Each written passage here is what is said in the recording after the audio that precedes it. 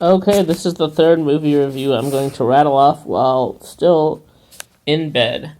I'm going to do The Good Liar, which I believe is probably not going to make it to the post season of movies like the Golden Globes, Oscars, Screen Actors Guild, Broadcast Film Critics Association, partially because it's a competitive year, partially because I think the film critics, which generally lead a bit towards wokeness, or picking fights with the film that are superfluous, and partially I'm not sure. I guess I don't know, maybe Condon isn't as popular as he was. He might be a little too prolific, so that some of his films like The Fifth Estate or Mr. Holmes just kind of fall under the radar. But I thought this was in a very satisfying film. Ian McKellen stars as a con man in England. I believe it's London. Are any films in England not set in London? I don't know.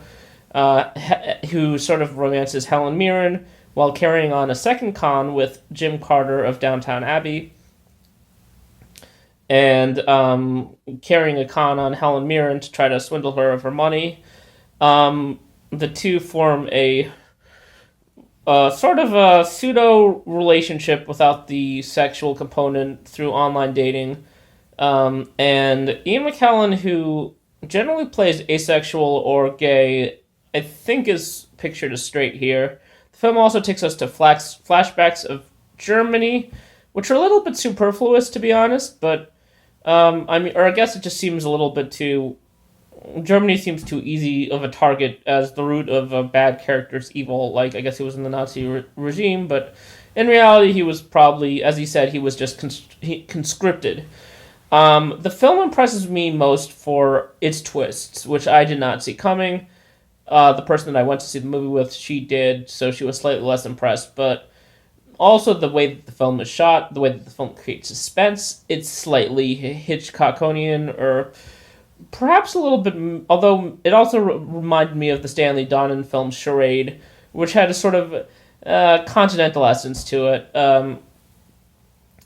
The film also, I believe, the grandson of Helen Mirren, or the grandson in quotes, you can see me making quotes here, Russell Scoville or something, I don't remember his last name. He's an actor, a very jacked actor, very handsome actor. I don't think I've seen him before. He probably will be in some more movies. He's pretty solid in the movie, and he sort of plays a very pivotal role. But it's a film of a lot of the film scenes are taking place. A lot of the kind of like shady stuff takes place in dark lit scenes at night, whereas films in the upper, whereas a lot of it's also the world of Helen Mirren's character is she's kind of a boring housewife, and the films are lit significantly differently that way. They're generally filmed in daytime. Um, I would call this a really great film, and I would definitely recommend it. And I think it might fall a little bit. It might not have as long of a shelf life as it deserves.